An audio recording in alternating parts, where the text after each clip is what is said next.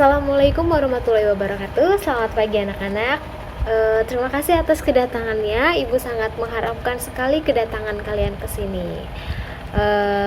Oke, bagaimana kabar kalian hari ini? Apakah semua baik-baik saja? Oke, syukurlah kalau begitu.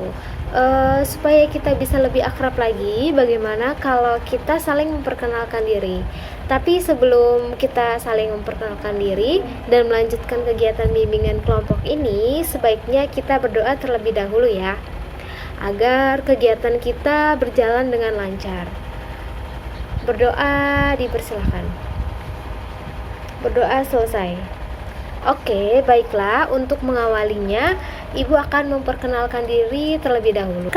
Perkenalan kali ini dilakukan dengan cara menyebutkan nama dan tempat tinggalnya saja.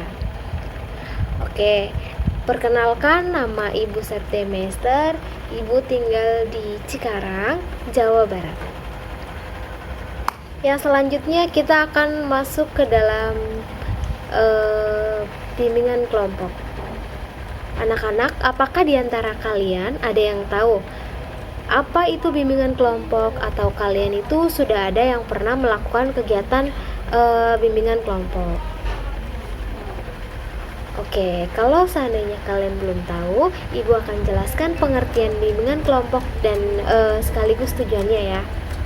Jadi, yang pertama, pengertian dari bimbingan itu adalah proses pemberian bantuan yang diberikan oleh konselor kepada konseli. Konselor itu ibu, konseli itu kalian atau siswa gitu, dalam rangka mengenali pribadinya sendiri, lingkungannya, dan dapat mencapai perkembangan hidupnya serta beraktualisasi dengan baik.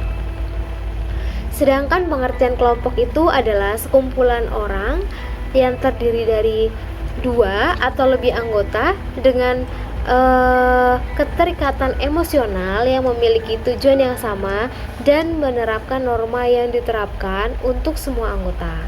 Satu lagi, yang paling penting dalam sebuah kelompok itu adalah adanya seorang pemimpin. Oke, baiklah, dari pengertian yang sudah Ibu jelaskan tadi, dapat disimpulkan bahwa bimbingan kelompok itu adalah salah satu teknik bimbingan yang berusaha membantu individu agar dapat mencapai perkembangan secara optimal sesuai dengan bakat, minat, dan kemampuannya. Dengan memanfaatkan dinamika kelompok tersebut, artinya semua peserta dalam kegiatan kelompok ini saling berinteraksi, bebas mengeluarkan pendapat, menanggapi, memberi saran, dan lain sebagainya. Anak-anak, apa kalian sudah mengerti?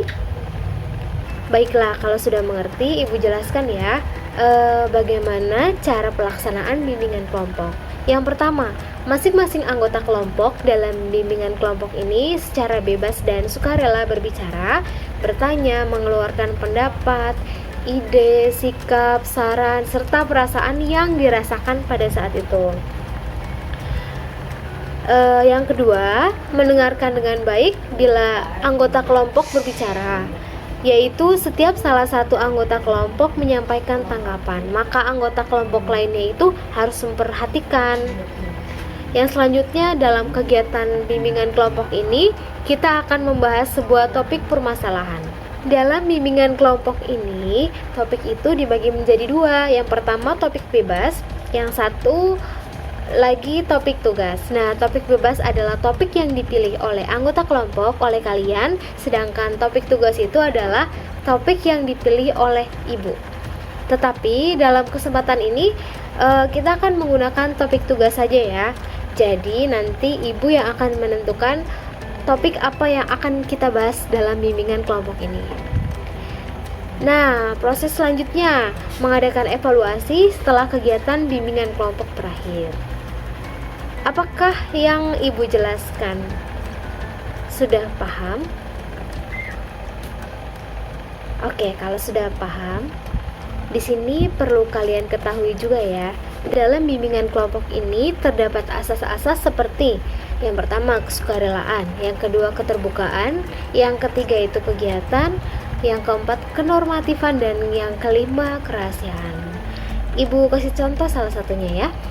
Di sini ada asas kerahasiaan. Jadi, maksudnya asas kerahasiaan itu adalah kalian itu dalam bimbingan ini nggak perlu khawatir untuk mengemukakan pendapat, untuk mengeluarkan pendapat, berbicara, bercerita, mengungkapkan perasaan dan lain-lain gitu ya.